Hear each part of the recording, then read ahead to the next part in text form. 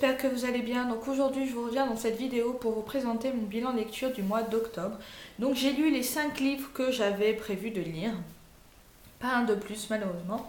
Donc je commence tout de suite. Le premier livre que j'ai lu c'est Beauté de Sarah Pinborough, donc c'est le 3e tome des Contes du Royaume. Et bien sûr, comme tous les autres, j'ai adoré déjà la pochette. L'objet livre est magnifique. Voilà, il n'y a pas d'autre mot. Milady continuait à faire ce genre de pochette, de couverture, c'est magnifique. Donc celui-là, il traite de la Belle au bois dormant. Donc au début, on a d'autres personnages. Donc on a le chasseur qui est présent dans les 3 tomes. On a le petit chaperon rouge qui, en fait, c'est le petit chaperon rouge façon warrior. Et on a le prince qui va partir à l'aventure chercher sa belle. Donc le truc qui diffère, je pense, de l'histoire, c'est qu'en fait, elle ne se réveille pas d'un baiser. Mais je ne vous dis pas comment elle se réveille, parce que sinon je spoil et c'est pas bien. Donc j'ai vraiment adoré l'histoire, j'ai vraiment adoré les deux côtés de Belle. Voilà, elle a un petit côté un peu démoniaque, et c'est ce côté Belle et la Bête. Il y a la présence de la fleur qui évalue son état de santé. Voilà, je n'en dirai pas plus parce que sinon j'ai peur de spoiler un petit peu parce que j'ai tendance à en dire un peu trop. Mais voilà, c'est un bouquin que j'ai adoré et j'ai été déçue de découvrir qu'il n'y aurait pas d'autres tomes parce que voilà, j'ai adoré ces livres.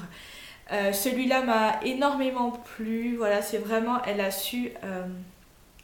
En fait, elle arrive tout le temps à mélanger plusieurs tomes, plusieurs aventures.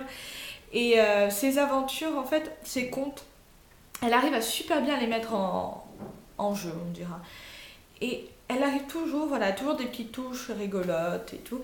Donc voilà, c'est un livre que je conseille pour ceux qui aiment bien les réécritures de contes. Le deuxième que j'ai lu et que je n'ai pas, mais alors pas du tout aimé, c'est Si je reste de Gail Forman. Bon, moi je l'ai eu en format e-book parce que c'était un livre déjà que je doutais d'aimer. Et ben en fait, ça s'est validé. Je n'ai pas du tout aimé. Je ne vois pas ce qu'il y a eu tout cet engouement autour de ce livre. J'ai trouvé l'histoire assez plate. Voilà, c'est Mia, donc je pense que je vous raconte pas trop l'histoire parce que je pense que tout le monde la connaît maintenant. Mais voilà, c'est Mia qui a un accident de voiture avec ses parents. Voilà, c'est la seule survivante, on dira. Mais du coup, voilà, tout est autour d'elle et j'ai pas vraiment trouvé ce dilemme à ce qu'elle reste ou elle ne reste pas. Voilà, moi je pensais que ça allait être un peu plus présent, cette torture de savoir si elle allait rester ou si elle allait rejoindre ses parents et son petit frère. D'ailleurs, ses parents et son petit frère, on n'en parle plus du tout pendant tout le livre. Et j'ai trouvé ça un petit peu bizarre parce que voilà, on dirait qu'elle s'en fout un peu, quoi. Voilà, ils sont morts, bah, tant pis, je pense qu'à moi.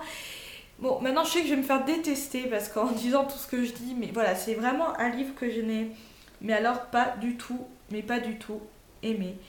Et du coup, ben, c'est vrai que c'était un petit peu.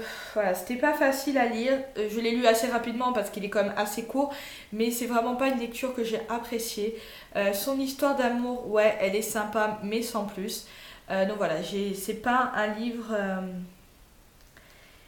Voilà, c'est pas un livre que j'ai aimé et du coup, voilà. Je pense que je lui donnerais une très très mauvaise note. Mais bon, c'est mon avis, ne me tuez pas, ne me frappez pas s'il vous plaît. Donc le troisième livre que j'ai lu, c'est un livre Doctor Who, Les voleurs de rêves, de Steve Lian aux éditions Milady. Alors bon, comme toujours, j'ai adoré, on retrouve super bien le docteur dedans. Alors là, ce qu'il y a, c'est que l'histoire, c'est ils arrivent dans une planète où il est interdit de lire, d'imaginer, de créer, sinon bah, vous êtes envoyé à la Maison Blanche, donc c'est une maison de fous. Euh, et donc voilà, c'est ce côté un petit peu où on n'a pas le droit de lire, donc ça déjà ça me tue parce que moi je peux pas m'en empêcher. Mais voilà, là vous n'avez pas le droit. Le docteur Fleur maintenant, Rose et, et Jack vont être séparés, donc il va y avoir 3 petites histoires différentes. J'ai trouvé ça sympa et chacun va arriver au détail final qui fait que qui pète un câble quand on commence à imaginer. Parce qu'en fait, plus vous imaginez et plus vous commencez un peu à devenir fou. Les gens ont une pilule le soir pour s'endormir directement et ne pas rêver. Voilà, c'est l'histoire, voilà, c'est si vous aimez le Docteur, je vous le conseille maintenant. Si vous n'aimez pas le Doctor Who, la série, le livre, je pense pas que vous allez aimer parce que c'est quand même dans le même ton. Je le dis à chaque fois que je lis ces livres. Mais voilà, c'est si vous n'aimez pas Doctor Who, n'essayez pas de lire les livres parce que c'est dans le même univers. Donc là, cette fois-ci, le Docteur, c'est celui qui est interprété par Christopher Eccleston. Donc un des premiers Docteurs de la nouvelle série, je précise. Voilà, on retrouve, voilà, c'est vraiment un petit livre sympa à lire entre un gros bouquin, entre deux gros bouquins. Et voilà, c'est une lecture que j'ai appréciée comme à chaque fois. Voilà, je suis fan du Docteur, donc dans un sens, si j'aime pas, c'est bizarre. Mais voilà, je conseille pour ceux qui aiment le Docteur. Le prochain livre, je l'ai aussi adoré, c'est Anno Dracula de Kim Newman aux éditions Brajlon. Donc celui-là, je l'avais acheté à la Japan Expo. Enfin, mon copain l'avait acheté, je crois, c'est lui qui l'a pris, je crois. Et alors, en fait, c'est le comte Dracula a épousé la reine d'Angleterre et du coup, il l'a transformé en vampire. Donc du coup, tout son royaume est vampirisé. Enfin, pas tous exactement. Ce que j'aime bien sur la pochette, voilà, j'ai adoré, il y a les personnages principaux. Donc on a Charles Beauregard qui disent que c'est l'espion, mais je vois pas trop vraiment l'espion. Dr. John Seward, c'est le chirurgien. On a Prince Dracula, Sa Majesté, on s'en doute, qui n'est pas très présent d'ailleurs dans le roman. On a Miss Kate Hyde, c'est la jeune fille vampire. Lord Ruthven, c'est le premier ministre. Et Geneviève Dieudonné, c'est la vampire. Alors, dans ce chapitre, dans ce livre, on dirait que chaque chapitre a un personnage différent.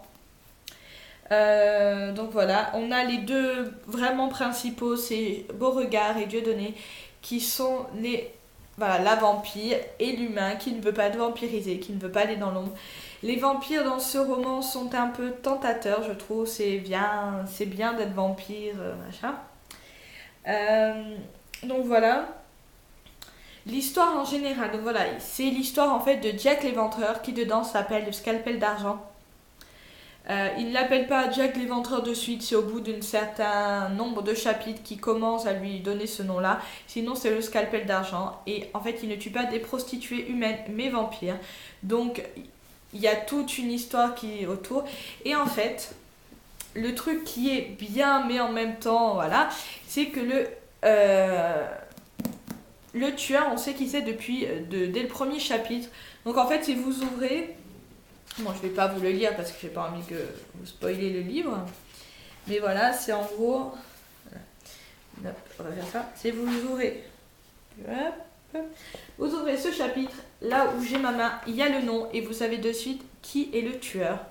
Donc qui est le Scalpel d'Argent. Et en fait, vous suivez donc les différents protagonistes dans différents chapitres et eux, ils ont différentes manières d'aborder la chose. Donc différentes manières d'arriver à la conclusion que c'est ce tueur-là. Et voilà, en fait, des fois, j'étais là, j'ai dit, mais c'est lui, arrêtez. Non, c'est pas lui, arrêtez de faire... Voilà. Et le seul truc qui m'a déçu, je trouve que c'est la fin. Parce qu'en fait, c'est donc les deux protagonistes, Charles et Geneviève, vont trouver le tueur, sauf qu'ils le trouvent un peu d'une manière un peu trop facile. On aurait dit qu'il avait envie de bâcler un peu son roman.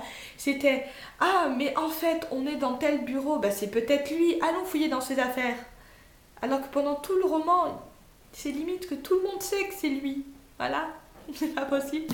Donc c'est le seul petit défaut de ce roman, c'est la fin. Voilà, je trouvais qu'elle était un peu bâclée.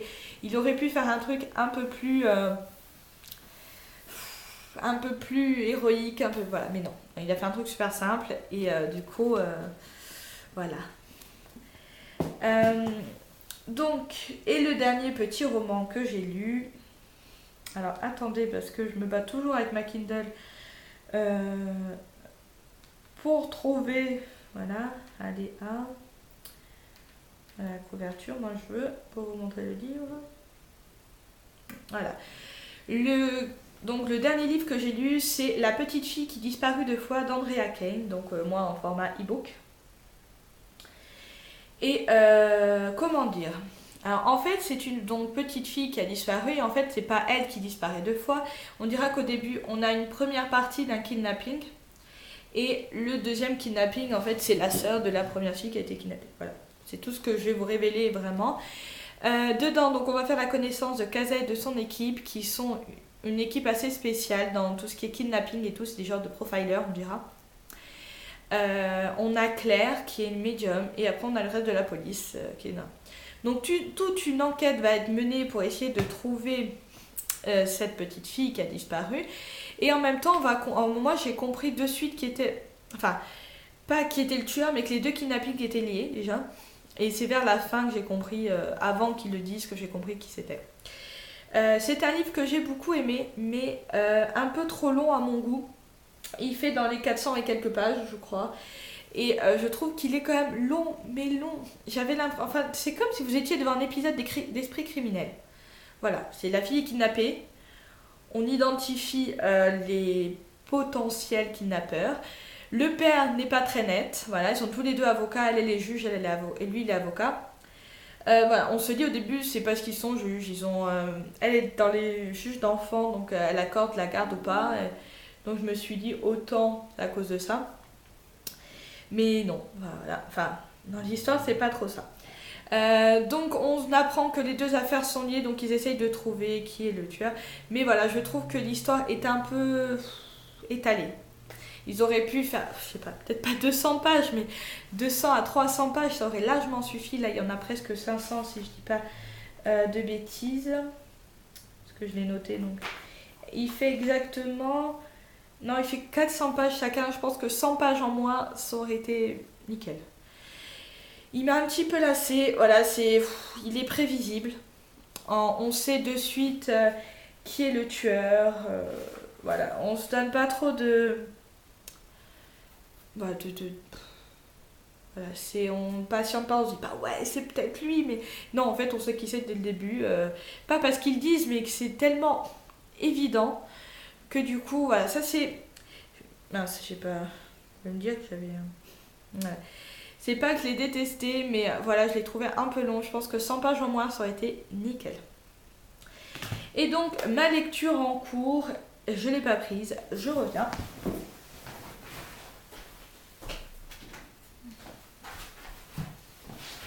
Hop, là. Donc ma lecture en cours, c'est Les Gardiens des Cités Perdues, donc mon deuxième roman que j'avais prévu de lire en novembre. Le premier, j'ai adoré, mais je vous en parlerai dans une vidéo à part parce que c'est un service presse et que j'ai promis de faire une vidéo toute seule. Donc voilà, mon roman en cours, enfin j'ai lu un chapitre, enfin le prologue, parce que je l'ai fini hier, donc du coup, voilà. Ça, c'est Les Gardiens des Cités Perdues. C'est un livre qui me tentait beaucoup et que j'ai hâte de commencer vraiment. Donc voilà, j'espère que cette vidéo vous a plu.